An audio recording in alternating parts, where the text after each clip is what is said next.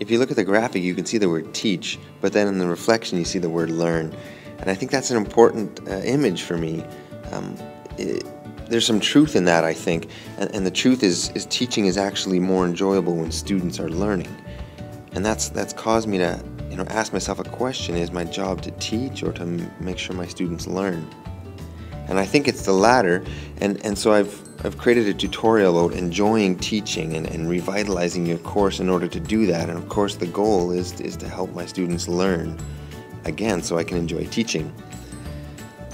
So the first thing that I do is theory versus practical percentage. I take my course outline and I start to think about it, and I wonder how it connects to the real world and the workforce, and to what degree it makes that connection, and how is it used. And after I spend some time thinking about my course and how it works in the real world, I usually can come up with some sort of percentage, like 70% practical and 30% theory. Or maybe I teach a course that's just 100% theory, that it's just a supportive course and it doesn't have a direct application to the workforce. And maybe I'm teaching a course that's 100% practical. But I should be able to come up with some kind of a percentage for practical and theory.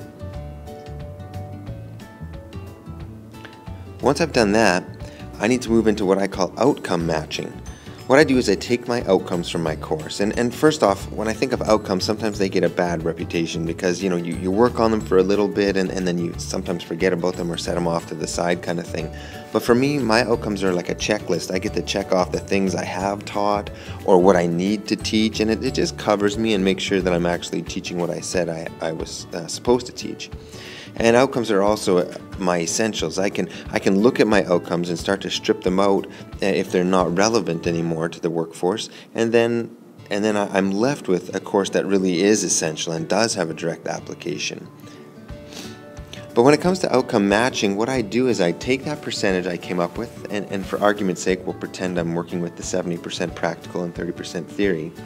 And what I do is I start to look at the first words in these sentences here, and they're actually supposed to be verbs. And the verbs sort of tell you, or tell the students, what they're supposed to do with this thing they're learning.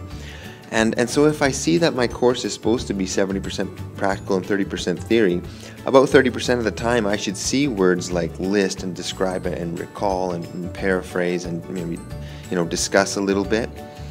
But if I see 70% practical, I should see words like designing things, using, create, produce, construct, and experiment. And so that gives me a good indication of, again, how I'm going to approach my course, if it is more practical or more theory, just based on some of the words I use in my outcomes. And we'll come back to this later. After I've done outcome matching, I do what I call workforce activities. I need to choose workforce activities.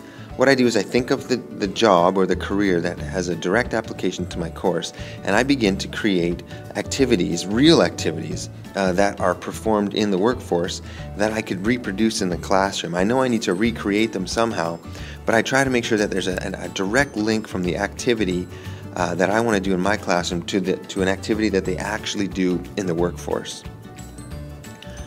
Once I come up with those activities, and it could be 1 or 2 or as many as 10, I try and see which of my curriculum outcomes fit into those activities. And I usually discover that the activities I've chosen cover more than one of those activities. And so I know that I've chosen a good activity if they do cover more than one activity. And if they don't, then I need to choose a different activity. The next thing I do is look at my learning period. A learning period is a larger period of time where students have to learn, and I try and make this the largest period of time as possible. And I know that's hard in a short course, but I feel like I need to give my students as much time as possible to actually learn. And so during that learning period, I start as soon as possible. I start with the practical application, that activity that I came up with. I start with that as soon as possible. It's almost like starting with the end goal in mind. And so I'll introduce that activity first. And then, as I realize my students lack theory, then I'll supply that as they go along. just little nuggets when they need it. And sometimes that's not possible. Sometimes I have to start with theory, you know, if there's safety procedures or if they just be completely lost without theory. But as soon as I can, I try and start with that real world activity to get them engaged with the learning, and then the theory is just a supplement. In order to supplement the theory effectively, I actually offer it and make it available at all times so that they can sort of access it whenever they need it, and I can quickly and easily point to it. Also in the learning period, I encourage students to take risks and try, you know, new things and not worry about trying to do it maybe exactly the same way I'm doing it, but just really celebrate and encourage learning during this period. And so part of that is that I don't give them marks.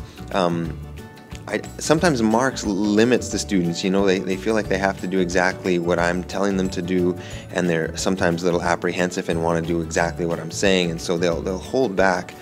And I also feel that it's not fair to give them marks because they're still in the learning process. They haven't had a chance to master it fully, and so I don't give them marks at this time. I try and let them just, you know, be intrinsically motivated just for the sake of learning and mastering it, because it usually has a direct application to the real world when they leave my classroom. The last most important part of the learning period is effective feedback. If I'm quiet and not giving them feedback, the learning is really hindered. So I need to make sure I give effective feedback during this learning period. And I don't just give any feedback. I try to tell them what's working well, what needs to improve, and how to improve it. Another example I use is a continuum where, let's say they are doing a project, doesn't matter if it's written or something they're building. I give an example of that whole entire project in sort of different stages, an A+ stage, an A, B, C, and D stage. And so for example number 5, it would be the entire project, and I'd have, or it doesn't have to be the entire project, maybe just a piece of the project, but I give descriptors like, why is this an A+? And sometimes I discover those with the students. And so we make a list of what makes this project or activity an A+.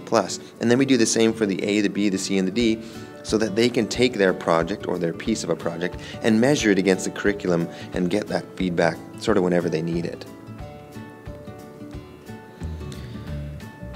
So after the learning period comes the assessment period, and this is a very important period. This is the period where you're assigning marks. And what I do during this period is I actually choose the exact same activity that they were using during the learning period, and I use it again and let them try it again, but this time I assign marks. And so I've given them the chance to master that activity.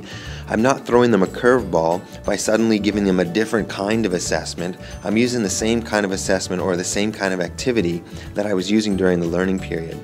So I wouldn't be having them, you know, doing some hands-on activity and then give them some sort of a written theory test. I would try and keep the assessment consistent with the activities they were doing before.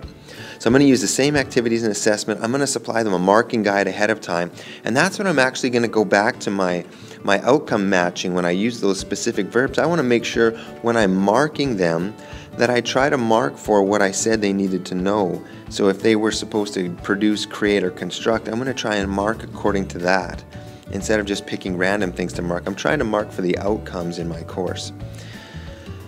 And then I go ahead and mark the activity or the assessment, and then again I provide them feedback. And sometimes we wonder why. It's sort of the end of the learning period or the end of the assessment period. Why would I give them feedback? Because I want them to learn and enjoy learning, get better at it, master it in fact. I always keep in mind that if a latter assessment or activity builds on the previous one, then those newer marks can replace the earlier assessment marks. As the students master the outcomes, I can let their marks reflect their mastery. The last period is the grading period. And this is the shortest period for me anyway. I just take an accumulation of all their assessment period marks and I come up with a grade. Again, making sure that the grade accurately reflects the outcomes in the course. And I think, you know, overall this just creates an enjoyable course to teach. I know it has direct application to the real world. The students should see that application throughout the entire course. And yeah, I hope it does work for you.